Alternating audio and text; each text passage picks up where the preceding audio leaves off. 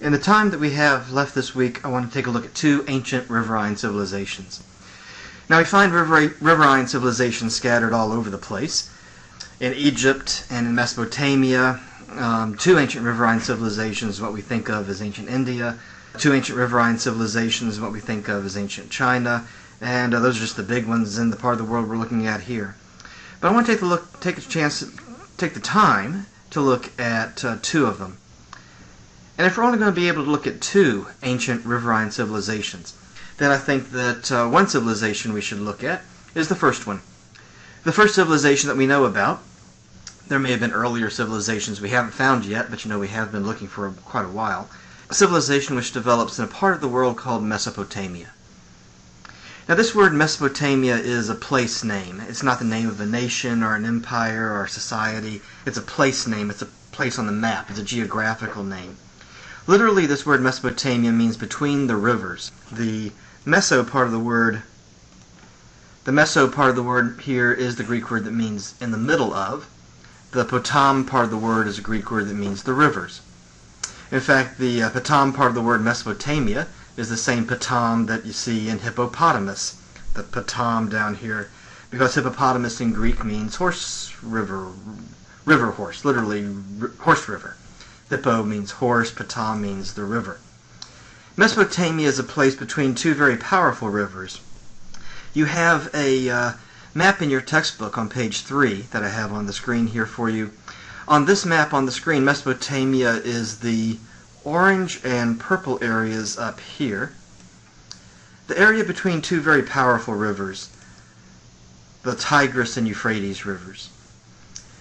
The geography of Mesopotamia should be broadly familiar to you because, as you see from the map that's on the screen now, the area of Mesopotamia is roughly where Iraq is today.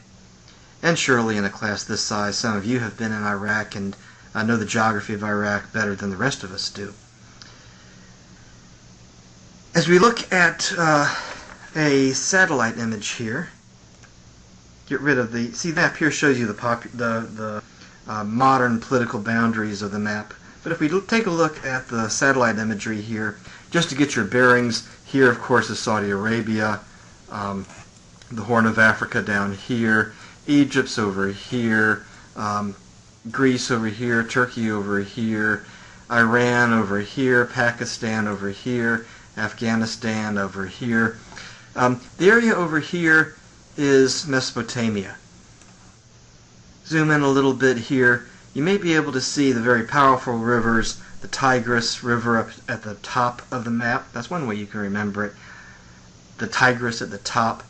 The Euphrates River that flows along the bottom of Mesopotamia. These two very powerful rivers.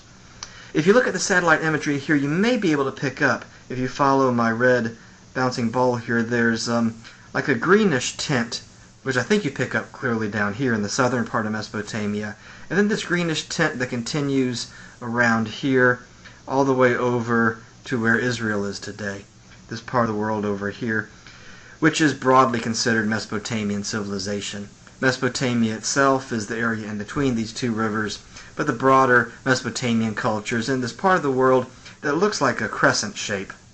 And so I kind of wince even thinking about it, but maybe in middle school you learned kind of a middle schoolish term for this part of the world, the Fertile Crescent. Never have been big on the term, but what it refers to is true. There's a crescent-shaped part of the world that's fairly fertile in the middle of mountains and desert and so on. Well, in a world history course, we'd be spending a lot of time talking about ancient Mesopotamia. Got even yet another map here for you. Again, the green area is broader Mesopotamian society, Mesopotamia itself, the area between these two powerful rivers. Mesopotamia is a place of almost constant change and conflict. It is today, and it always has been, a place of turmoil and trouble and conflict and change. New empires move in, old empires move out. New people groups move in, old people groups are assimilated into the new group. New culture arises, old cultures die out. New ideas show up, old ideas die out. New gods show up, old gods die out. It's a place of constant turmoil and change. It's just one of those parts of the world that always has been a place of conflict. And in a world history course, we'd be spending a lot of time talking about all the different ancient civilizations that passed through Mesopotamia. We'd be talking about, the Sumerians and the Akkadians and the Israelites and the Hittites and the Amorites and the Assyrians and the Babylonians and the Persians and all kinds of different groups that at some point or another passed their way through Mesopotamia. For us in this course, we're only going to take time to talk about one of these ancient Mesopotamian civilizations, and that's the first of them, the first civilization which we know about, which develops down here in the southern part of Mesopotamia. It's a place called Sumer, which again develops down here in the southern part of Mesopotamia. Or I've got another map here for you which might help. Ancient Sumer, which develops in the southern part of Mesopotamia. The first civilization that we know about, like I said, there could have been earlier ones we haven't found out about, but we have been looking pretty hard. We know an awful lot more about the ancient Sumerians than we do about the Cro-Magnon people. That's because the Sumerian peoples were a civilized people. By this point, you know what that means. They lived in cities, and they had access to a written language. They could write down their story. These are a historic people. They could write down their story. And so, you can go to where Iraq is today and dig down in the dirt and dig up clay tablets and brush them off. And if you know how to read the Sumerian language, and you can just right there start reading off the story, or the part of the story at least that you hold in your hands. So we know an awful lot more about the ancient Sumerians than we do about the Cro-Magnon people. According to the story they tell about themselves, the Sumerians didn't always live in Sumer, but instead they lived up in the mountains to the north of Mesopotamia, up here in the mountains to the north of Mesopotamia. On this map over here, you may be able to see the shading that's supposed to indicate the mountains up here where originally they lived. But then somebody got the idea for civilization and irrigation, and they left the very mountainous area to the north of Mesopotamia and moved down here to the very flat land of southern Mesopotamia, where they kicked off the whole story of civilization. We're going to take a quick look at ancient Sumer, almost like a snapshot, just a quick look at this ancient part of the world. And if we're only going to take a quick look, like I said, almost like a snapshot, then I think the best place to start is with Sumerian religion. One of the biases I bring to my work as a professional historian is to see religion as the foundation of a culture, the center point of the culture. Every once in a while people are surprised, students are surprised when I talk about my biases as an historian, because you probably have some teachers tell you that you're not supposed to be biased, as if that's a bad thing. But of course everybody is biased. Biases arise out of our experiences, and if you go around thinking that you aren't biased, or that you found some kind of news source out there that isn't biased, well, you might be fooling a whole bunch of people, but you're not going to be fooling very many of them. You might fool yourself, but you're not going to fool very many people. Because we all do have our biases, and if you can't identify your biases and talk about your biases, then, well, you're not really fooling anybody.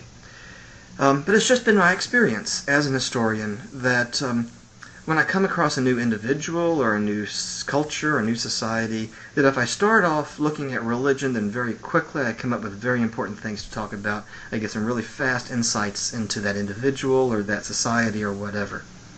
So we're going to start off by looking at Sumerian religion. We can define Sumerian religion as an example of a religious system we find examples of all over the world. All over the ancient world and all over the world today, for that matter. A religious system called polytheism. Now this religious system, polytheism, is usually defined as a belief in many gods. I mean, that's the standard definition of the word polytheism.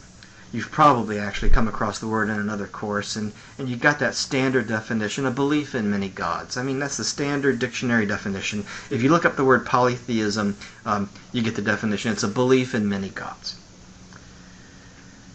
Myself, though, I'm not very satisfied with that definition. I don't think it's very helpful. I don't think it's very useful.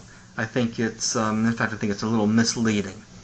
It might not be the best way to think about this religious system. And my concern for the use, for the definition here, for this understanding of polytheism, has to do with the use of the English word God here. Not, I should say, because of my own religious beliefs that would mitigate against using the word, but simply because what the word means in English. The word God in English means personality that runs the whole universe. I mean, that's just what the word means. All we're talking about is what the word means. I mean, if you say, well, I'm an atheist and I don't believe that God exists, well, then what you're saying is, I don't believe that personality that runs the whole universe exists. We're just talking about what the word means.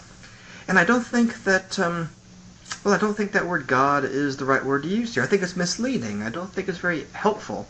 I don't think it's very accurate. Well, you'll see what I'm getting at as we talk about Sumerian polytheism. If we wanted to diagram Sumerian polytheism so that we had a diagram to look at and kind of give us something to think about, we might start off with the people. People down here in this physical universe that you and I live in, that we experience with our bodies, that we taste, touch, see, smell, and hear, that we experience with our five senses, that we interact with bodily, that we interact with materially. This physical material universe that I'm constructed, the material stuff that I'm made out of, and this universe that I live in, this physical material universe. We might start off with the people down here. Up above this physical universe where you and I live, in some kind of spiritual environment up there, atmosphere of some sort, floating around up there somewhere, are the gods. Are the Sumerians call them the Baals. That word Baal is the Sumerian word for the spiritual beings who kind of flutter around up there somehow. These Baals, all right? And we usually translate the Sumerian word Baal into English by the English word gods. But again, I'm not quite sure that's the best word here. I just don't think it's very helpful.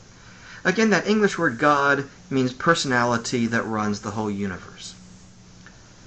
Well, these gods, these Baals, have personality. Okay. Now, by personality, let me back up a second. By personality, I don't mean a human being that runs the whole universe. Okay. By personality, I don't mean a human being. By personality, what I mean are all the things we think about when we think about personality: the ability to reason, to make moral decisions, to have emotions, the ability to communicate, a sense of self-consciousness and self-identity. All the things we think about with personality that run the whole universe. Well, that's what the word God means in English. Well, these gods definitely have personality. They make decisions, they have emotions, they communicate, and so on. But they don't run the whole universe. You see, and that's where I think that word God might be a bit misleading. They don't run the whole universe. They don't have that kind of power. I mean, they've got power, okay, but they don't have run the whole universe kind of power. Like, maybe one of the gods can make it rain anytime she wants to. She just, I don't know, she snaps her fingers 3 times, or whatever, and it starts to rain.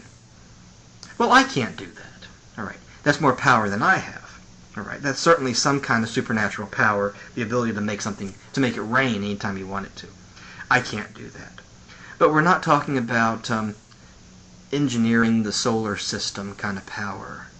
We're not talking about that kind of power. All right. Or maybe one of the gods can make you fall down and break your leg anytime he wants to. He just, I don't know, he stomps his foot 5 times and you fall down and break your leg. Well, I can't do that. That's more power than I've got. It's probably a pretty good thing, or else there'd be a lot more broken-legged people in the world. That's more power than I've got. But we're not talking about designing DNA kind of power. We're not talking about that kind of power.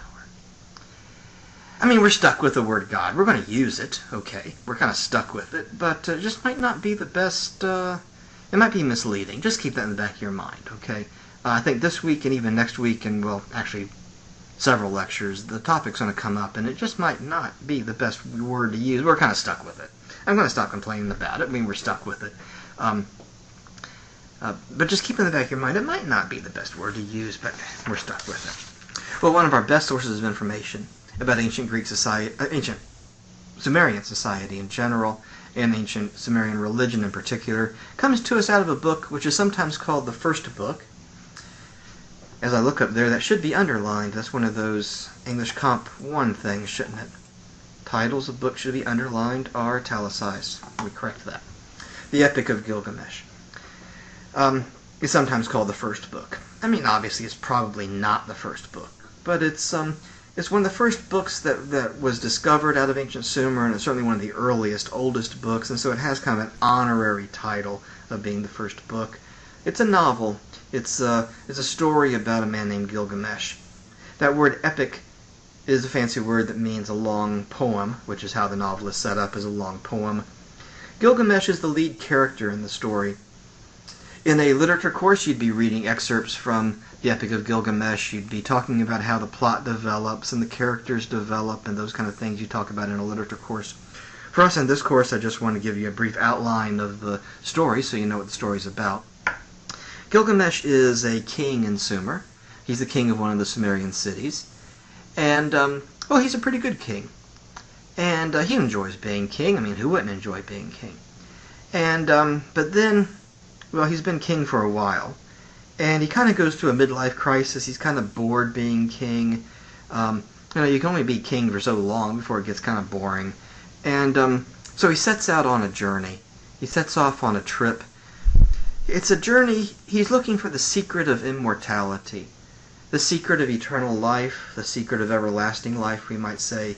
He's convinced that there's some secret out there, that if he only knows, if he only find that secret, then he'll never die. And so he sets off on a journey. Of course, you know how these stories work. He has all kinds of adventures on this journey. He meets all kinds of interesting people. Has all kinds of exciting things happen to him. Eventually he learns the secret. The secret is that there's a special garden. And in that special secret garden, there's a special secret tree. And on that tree grows a special flower. And if you can find that special garden, and you can find that special tree, and if you pluck the flower off the tree, then you'll never die. So Gilgamesh sets off to find this garden. And he finds it. And he finds the tree.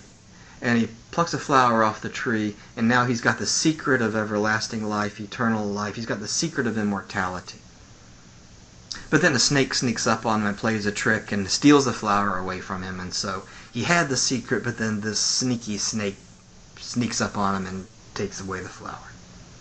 So he had it, but then he lost it. Well, that's the outline of the Epic of Gilgamesh. I left out a bunch of exciting stuff that happens, but that's a broad outline. And one of the first things that we learn about the gods, because, of course, as Gilgamesh travels around, he meets all kinds of people who've never even heard of ancient Sumer. And so they ask him questions about what life is like back home, and he tells them. And, well, of course, as he travels around, one thing that everybody wants to know is, well, what kind of gods do you have back home where you come from? I mean, we know what our gods are like, but what are your gods like where you live? And one of the first things that we learn about the gods from Gilgamesh is that the gods are mean. Man, are they mean. Mean, mean, mean. If you wanted one word to describe the Sumerian gods, it would be mean. Man, are they mean. Sumerian polytheism, by the way, is pretty typical. Just about anywhere that you find polytheism, the gods are mean. That's just pretty standard. Yeah, there are some exceptions in some places, but by far, most polytheistic societies, the gods are pretty mean. And Sumerian polytheism is pretty typical. Well, at one point, Gilgamesh is talking about how mean his gods are back home, and someone asks him, well, Gilgamesh, what's the meanest thing your gods ever did to you? And Gilgamesh says, well, that's easy. And he starts telling them a story.